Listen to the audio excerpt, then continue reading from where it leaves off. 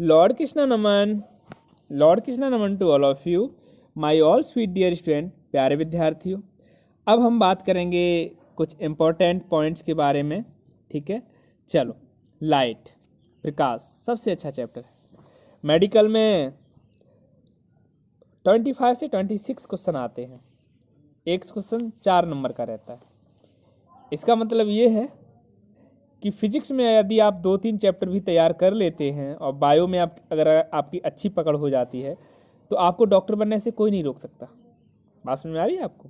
तो ये light chapter, heat chapter, ये चैप्टर आपको अच्छे से समझने होंगे और तभी क्लास 6 में मैं इतना गहराई से आपको समझाने की कोशिश कर रहा हूँ कि यदि एक बार आपका बेस अच्छा हो गया, आपको लाइट समझ में आने लगी, तो 100% 7th में भी लाइट, 8th में भी light, 9th, 10th, 11th, 12th सब में लाइट ही रहेगी। बेस एक बार अगर साइंस का कंप्लीट कर लिया तो आपको डॉक्टर बनने से कोई नहीं रोक सकता। आप देश के सबसे अच्छे डॉक्टर बनेंगे। बात समझ में आ रही है? ठीक है। प्रकाश क्या है? प्रकाश, प्रकाश एक भौतिक कारण है जिसके द्वारा वस्तुओं को देखने की अनुभूति प्राप्त होती है, हम वस्तुओं को देख पाते हैं। वास्तव में प्रकाश एक ऊर्जा है जिसकी अनुभूति हम आंखों द्वारा करते हैं। किसके द्वारा करते हैं? आंखों के द्वारा। विभिन्न माध्यम में प्रकाश की जो स्पीड होती है, चाल होती है, वो अलग अलग होती है। आपको पता है निर्वात क्या होता है? निर्वात, वैक्यूम, ऐसा एरिया जहां कोई भी एटमॉस्फेयर ना हो या फिर कोई भी गैसेस ना हो, तो ऐसी जगह को हम निर्वात कहते हैं। स्पेशली बहुत ऊपर जहाँ पर अंतरिक्ष बोल सकते हैं, वहाँ निर्वात है, ठीक है। निर्वात में जो प्रकाश की स्पीड रहेगी वो सबसे ज़्यादा रहेगी। कितनी रहेगी? 3 × 10⁸ मीटर पर सेकेंड। अब आप कहेंगे सर पानी में क्या होगी? तो पानी में होगी 2.25 × 10⁸ मीटर पर सेकेंड। या आप नोट डाउन करते जाओ, कॉपी में लिखते जाओ। निर्वात में स्पीड 3 × 10⁸, यानी कि 3 के बाद 8 जीरो लगा दो। कितने जीरो लगा दो? 8, ठीक है। चलो, वो मीटर पर सेकंड हो गई। ऐसे ही पानी में कितनी हो गई? पानी में हो गई 2.25 × 10⁸ मीटर पर सेकंड, ठीक है। चलो, कांच के अंदर देख लेते हैं, 2 × 10⁸ मीटर पर सेकंड। तारपीन ऑयल जानते हैं? ठीक है। अगर आप तारपीन ऑयल जानते हैं तो वहां पर है 2.04 × 10⁸ मीटर पर सेकेंड। नाइलॉन के अंदर है 1.96 × 10⁸ मीटर पर सेकेंड। रॉक साल्ट के अंदर है 1.96 × 10⁸ मीटर पर सेकेंड।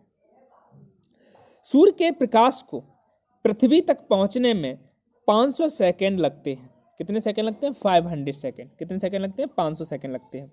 8 मिनट 20 सेकंड का समय लगता है। और किसने बताया? आप कहेंगे सर किसने बताया?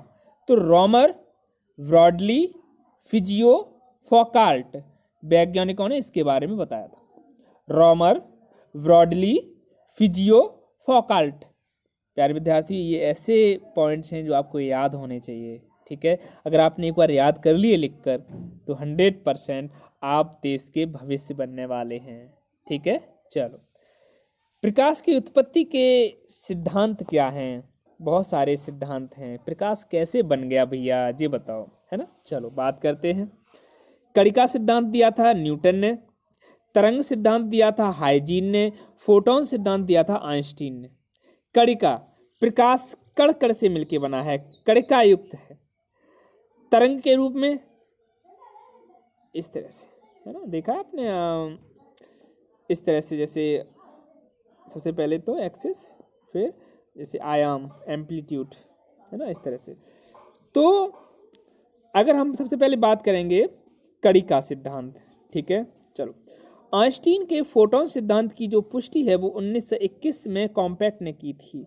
आइंस्टीन बहुत अच्छे साइंटिस्ट हैं। और फोटोन क्या है? The bundle of energy is called photon. प्यारे विद्यार्थियों, फोटोन की डेफिनेशन आप याद करिए, मेरे साथ बोलिए, the bundle of energy is called photon. The bundle of energy is called photon. Definition याद होगी आपको, the bundle of energy is called photon. भाई बहुत सारे सनलाइट में बहुत सारे एनर्जी के बंडल आते हैं, फोटोन आते हैं, है ना। और ये फोटोन आकर जब भी किसी एलिमेंट्स पर गिरते हैं, अब आप जानते हैं कितने एलिमेंट्स होते हैं, 118 एलिमेंट्स होते हैं। हाइड्रोजन, हीलियम, नाइट्रोजन, ये पूरी की पूरी पीरियोडिक टेबल में भरे पड़े हैं। आपको एक बार इन एलिमेंट्स के नाम याद करने होंगे सिंबल के साथ साथ। तो किसी भी एलिमेंट्स के अगर हम उनके जैसे बात करें तो उसमें सबसे सेंटर में क्या होता है, न्यूक्लियस होता है, जिसमें प्रोटॉन और न्यूट्रॉन हो रहते हैं। उसके चारों तरफ सेल होते हैं, ऑर्बिट होते हैं, जिसमें इलेक्ट्रॉन चक्कर काटते हैं। तो जैसे ये फोटोन सनलाइट का आके गिरेगा, क्या हो जाएगा वहाँ पे वो इलेक्ट्रॉन को एनर्जी देने का काम करेगा, क्योंकि मैंने आपको डेफिनेशन बताई है, the bundle of energy is called photon, the bundle of energy is called photon. वो सारी की सारी एनर्जी जैसे इलेक्ट्रॉन गेट करेगा तो क्या करेगा, वही करेगा जो तुम करते हो। क्या करते हो भाई, गार्जियंस जब आपको 10 रुपए देते हैं, है ना, आपने 10 रुपए लिए तो आप क्या करते हो, आप देखते हो कि हमें बाहर जाना चाहिए, हमें चॉकलेट लानी चाहिए, है ना, घर छोड़ देते हो ना थोड़ी देर के लिए। कितनी देर के लिए छोड़ते हो, जब तक वो 10 रुपए हैं, है ना स्टूडेंट। तो ऐसे ही वह इलेक्ट्रॉन कितनी देर अपने क्लास से बाहर रहेगा, जब तक उसके पास ये फोटोन की एनर्जी रहेगी। किसकी एनर्जी रहेगी, फोटोन की। ये फोटोन की एनर्जी जब तक उसके पास है प्यारे विद्यार्थियों, वह लौट के नहीं आएगा, और जैसे ही एनर्जी लॉस दोबारा अपनी क्लास में आ जाएगा। आपके जैसे ही 10 रुपए खर्च, आप दोबारा से अपने घर पे आ जाएंगे, है ना, ये होता है। तो मैंने आपको बताया कि प्रकाश की उत्पत्ति यानी कि ओरिजिन कौन कौन से सिद्धांत से हुई थी। तो सबसे पहले कणिका युक्त, दूसरा तरंग सिद्धांत, तीसरा फोटोन सिद्धांत आइंस्टीन का है। ठीक है, तो चलो फोटोन सिद्धांत के बारे में बात करते हैं। इस सिद्धांत के अनुसार प्रकाश ऊर्जा के छोटे छोटे पैकेट के रूप में चलता है। किसके रूप में चलता है, पैकेट के रूप में चलता है, जिन्हें फोटोन कहते हैं। विज्ञान में प्रकाश को कुछ घटनाओं में तरंग और कुछ में कण माना जाता है। भैया आगे चल के जब तुम साइंटिस्ट बनोगे तो कभी तो तुम्हें मानना पड़ेगा कि प्रकाश मतलब कणिका युक्त है, और कभी आप मानेंगे कि ये एक तरंग के रूप में है। तरंग कैसे चलती हैं, ऐसे ऐसे ऐसे ऐसे आगे बढ़ते, है ना। ठीक है, प्रकाश की दोहरी प्रकृति कहते हैं, ये दोनों हैं सिद्धांत, इसीलिए हम प्रकाश की दोहरी प्रकृति कहते हैं। प्रकाश के वेग यानी कि स्पीड, वेलोसिटी की गणना सबसे पहले रॉमर ने की थी। रॉमर ने सबसे पहले प्रकाश की स्पीड के बारे में बात की थी। वायु तथा निर्वात में प्रकाश की चाल सबसे अधिक होती है। वायु और निर्वात में प्रकाश की चाल सबसे अधिक होती है, ये पॉइंट आपको याद रखना होगा। प्रकाश की चाल माध्यम के अपवर्तनांक म्यू पर निर्भर करता है। ठीक है, अपवर्तनांक, जिस माध्यम का अपवर्तनांक जितना अधिक होगा उसमें प्रकाश की चाल उतनी कम होगी। जितना अपवर्तनांक अधिक होगा प्रकाश की चाल उतनी कम होगी। चलो कोई बात नहीं। अब हम बात करते हैं प्रकाश तरंग के रूप में चलता है। चलो देखते हैं। यह अनुप्रस्थ और विद्युत चुम्बकीय तरंगें होती हैं। अनुप्रस्थ तरंगें और विद्युत चुम्बकीय तरंगें होती हैं। प्रकाश की तीव्रता के आधार पर वस्तुओं के निम्न भाग किए जाते हैं। प्रदीप्त वस्तुएं पढ़ चुके हैं हम, ल्यूमिनियस, सबसे जब चैप्टर स्टार्ट किया तभी मैंने आपको बताया था प्रदीप्त वस्तुएं। प्रदीप्त वस्तुएं वे वस्तुएं हैं जो अपने स्वयं के प्रकाश से प्रकाशित होती हैं, जैसे कि सूर्य, विद्युत बल्ब, ये प्रदीप्त वस्तुएं हैं। अप्रदीप्त वस्तुएं कौन सी थी, नॉन ल्यूमिनियस जो हमने आपको पढ़ाया था शुरुआत में ही। अप्रदीप्त वस्तुएं वे वस्तुएं जिनका अपना स्वयं का प्रकाश नहीं होता है, लेकिन उन पर प्रकाश डालने पर वो दिखाई देने लगती हैं, जैसे कि मेज, किताब, कुर्सी, है ना, ये सब। अपारदर्शक वस्तुएं कौन सी होती हैं, कुछ वस्तुएं ऐसी होती हैं जिन पर प्रकाश डालने पर जो अगर आप लाइट डालते हैं तो प्रकाश का कुछ भाग एब्जॉर्ब कर लेती हैं वो वस्तुएं, तथा कुछ भाग बाहर निकल जाता है, जैसे तेल लगा हुआ कागज, है ना। चलो ट्रांसपेरेंट वस्तुएं कौन सी होती हैं, ट्रांसपेरेंट हमने पढ़ाया था आपको। पारदर्शक बोलते हैं। पारदर्शक वस्तुएं वे होती हैं जिनमें प्रकाश की किरणें बाहर निकल जाती हैं, जैसे कांच। अब जैसे ओपेक किसे कहते हैं, ओपेक, है ना, अपारदर्शक वस्तुएं। अपारदर्शक वस्तुएं वे हैं जिनमें होकर प्रकाश की किरणें बाहर नहीं निकल पाती हैं, जैसे धातुएं।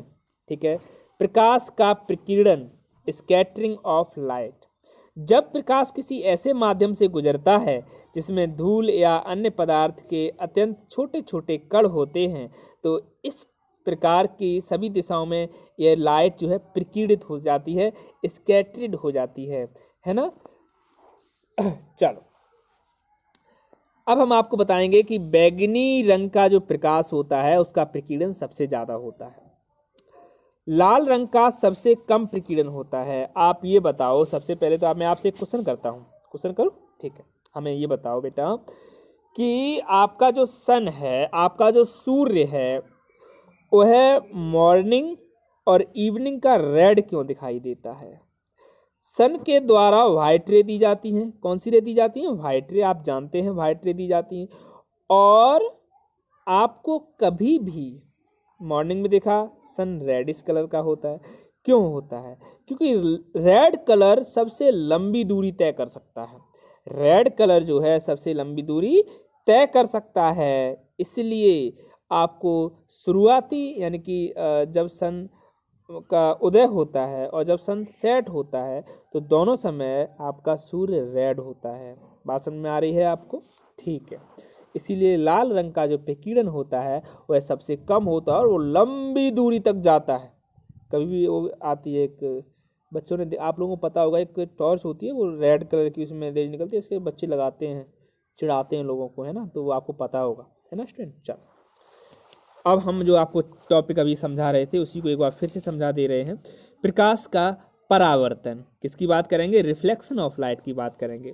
प्रकाश का परावर्तन प्रकाश के चिकने पृष्ठ से टकराकर, प्यारे विद्यार्थियों, प्रकाश जब चिकने पृष्ठ से टकराकर वापस लौटने की जो घटना होती है उसे हम प्रकाश का परावर्तन कहते हैं। हमने आपको अभी बताया भी था कि the reflection of light from any reflecting surface is governed by two simple laws, the incident ray, the reflected ray, and the normal at the point of incident all line in the same plane। आने वाली रे, आपका जो point था उसे क्या बोला था? पॉइंट ऑफ इंसिडेंट, नॉर्मल, और जाने वाली रे को क्या कहते हैं? रिफ्लेक्टेड। तीनों एक ही तल में होती हैं, ये आपको याद रखना है। क्या याद रखना है? ये तीनों एक ही तल में होती है। प्रकाश का परावर्तन निम्न दो नियमों के अनुसार होता है। आपतित किरण, आने वाली किरण, इंसिडेंट रे, परावर्तित किरण, रिफ्लेक्टेड रे, ठीक है, और आपतन बिंदु आपका पॉइंट ऑफ इंसिडेंट, ठीक है।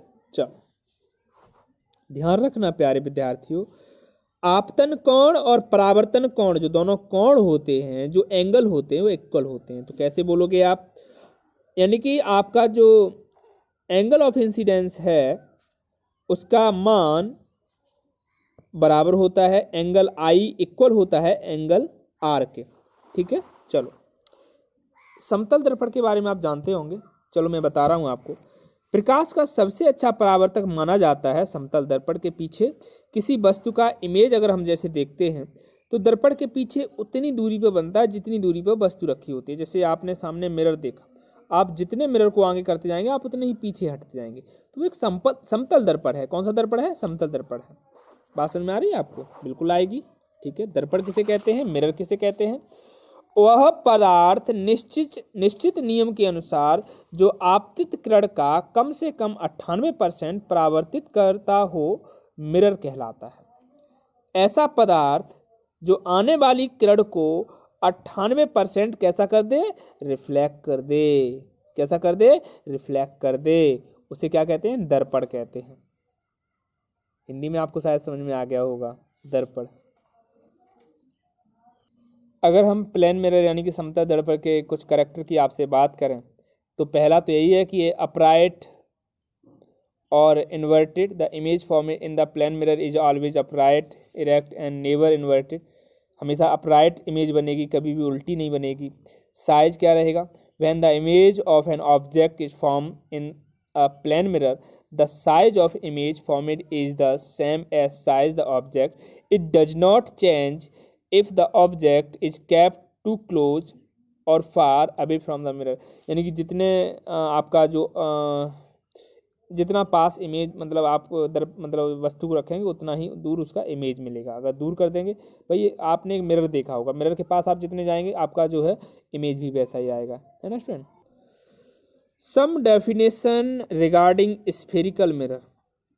स्फेरिकल मिरर के बारे में भी मैं आपको थोड़ी नॉलेज दूं। स्फेरिकल मिरर जो होते हैं स्पेशली लेंसेस होते हैं, दो तरह के होते हैं, कॉन्वेक्स लेंस और कॉनकेव लेंस, ठीक है। कॉन्वेक्स लेंस को हम हिंदी में कहते हैं उत्तल लेंस और कॉनकेव लेंस को कहते हैं अवतल लेंस, ठीक है। तो उसमें भी कुछ पॉइंट आपको याद रखने चाहिए। जैसे लेंस है तो लेंस के सेंटर में क्या कहते हैं, सेंटर को क्या कहते हैं, वक्ता केंद्र कहते हैं, जिसे सेंटर ऑफ कर्वेचर कहते हैं, ठीक है। यहाँ पे जैसे ये आपका लेंस रखा हुआ है, ये आपका प्रिंसिपल एक्सिस है, तो यहाँ पे जहाँ पे लेंस का बीच वाला मतलब पॉइंट होगा उसे हम ध्रुव कहेंगे। यानी कि जो आपका गोली दर्पण है उसका परावर्तक सतह जो है, ठीक है, उसके मध्य बिंदु को, यानी कि जो आपका मिरर है उसके मध्य बिंदु को हम क्या कहते हैं, पोल कहते हैं। रेडियस ऑफ कर्वेचर क्या कहते हैं, गोली दर्पण के ध्रुव और वक्ता केंद्र के बीच की दूरी को हम दर्पण का क्या कहते हैं, वक्ता त्रिज्या कहा जाता है, ठीक है। तो ये आपको याद रखना होगा। प्रिंसिपल एक्सिस बार बार आ रहा है, ध्रुव और वक्ता केंद्र यानी कि पोल और आपका रेडियस ऑफ कर्वेचर, पोल और रेडियस ऑफ कर्वेचर के बीच एक काल्पनिक रेखा हम मान लेते हैं, जिसे हम क्या कहते हैं, प्रिंसिपल एक्सिस कहते हैं। फोकस, गोली दर्पण की परावर्तक सतह पर जो किरणें आपतित होती हैं, ठीक है, तो यहाँ पे हम क्या कहते हैं, उसे फोकस कहते हैं। जैसे ये है आपका लेंस रखा हुआ है तो उसका फोकस किस जगह पे होगा, हम इमेजिनरी एक लाइन देख लेते हैं, ठीक है। तो ये आपका पूरा चैप्टर था। एक वीडियो मैं आपके लिए और बनाऊंगा जिसमें आपको लेंस के बारे में समझाऊंगा, ठीक है स्टूडेंट। Thank you.